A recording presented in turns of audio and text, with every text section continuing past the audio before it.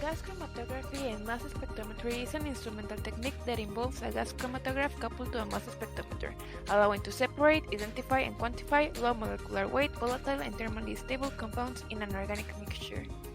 This technique is basically composed of a stationary phase and a mobile phase. The stationary phase is a microscopic layer of liquid or polymer on an inert solid support inside a column. In GC, the mobile phase is a carrier gas. It is usually an inert gas like helium or a non-reactive gas like nitrogen. Other concepts are ionization and molecular ion. Ionization is the removal of a single electron of an atom within the molecule, forming a radical cation. The molecular ion is a molecule with one electron missing. It gives the molecular weight of the compound in the MS analysis. Mass spectrometry is an analytical technique that studies the effect of ionizing energy on molecules. This involves the conversion of the sample into gaseous ions, which are then characterized by their mass-to-charge ratio and relative abundances. It is used to quantify and identify compounds within the sample. This technique starts with the solution being injected into the GC inlet, where it is vaporized and then swept onto a chromatographic column by a carrier gas. The compounds in the mixture are separated as the sample flows through the column. The separation is based on the interaction of the compounds with the coating of the column and the carrier gas. Then, the compounds eluting from the column are transferred to the mass spectrometer through a heater transfer line. At the entrance of the ion source, the compounds are bombarded by a stream of electrons converted to ions. Then, a mass analyzer, which is a filter, separates the positively charged ions. After the ions are separated, they enter a detector where the signal is boosted. Then, a computer receives all the information for the detector, records the data, and converts the electrical impulses into visual displays. A gas chromatogram and mass spectrum are obtained at the end.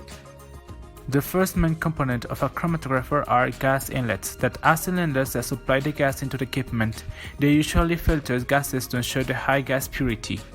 Pneumatic controls are required to regulate the gas coming into the instrument and then to supply the various parts of it.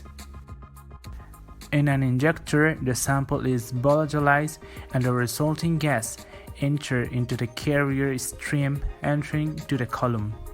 Inside the column, the retention of analyzed molecules occurs due to stronger interaction with the stationary phase than the mobile phase. In the column oven, the temperature is controlled by a heated oven. The oven heats rapidly to give excellent thermal control. The detector responds to a physicochemical property of the analyte, amplifies the response, and generates an electronic signal for the data system. The main purpose of this technique is the identification of unknown samples. This hybrid technique provides several benefits, enabling a wide number of applications. However, we will focus on a mix between the food and fragrance analysis and environmental monitoring categories. More specifically, the main functions that a gas chromatograph of mass spectrometry performs are the ones you see in screen.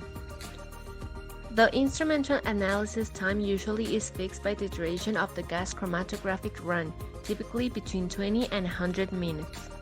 Food security is important since global population keeps growing. Therefore, crop protection products can help with crop loss reduction.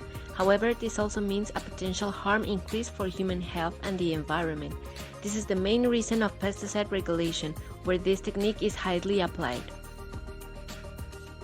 In order to prevent crop protection products to affect human health or the environment, it is important to determine if food products include harmful components such as pesticides. These techniques allow us to identify these irregularities, and you can see in screen some examples of GCMS applications. To conclude with these examples, all of them pursue the same objective of evaluating the quality of food or beverage products. This technique is a widely used option for this type of analysis and a number of applications, where trustworthy results are obtained, giving importance to several scientific variants.